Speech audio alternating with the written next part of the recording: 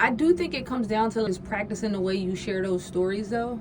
Because you notice when people share stories, some of them are just more impactful than others. People like when you can leave them on a cliffhanger. So I posted on Threads the first few sentences of my talk. Here are the first few sentences of my talk.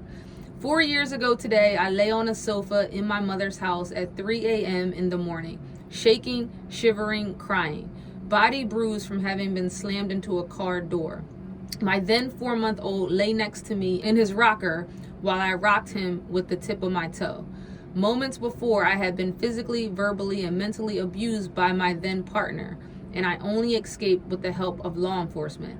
And as I lay on that sofa, I asked myself, how did I get here? People want to know what happened.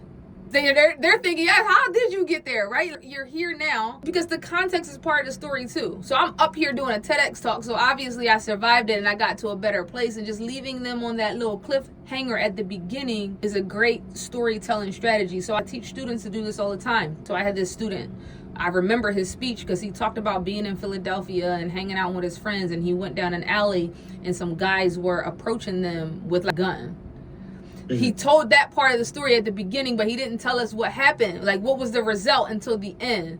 So if you can leave them kind of hanging a little bit, that's going to compel them to want to continue to listen.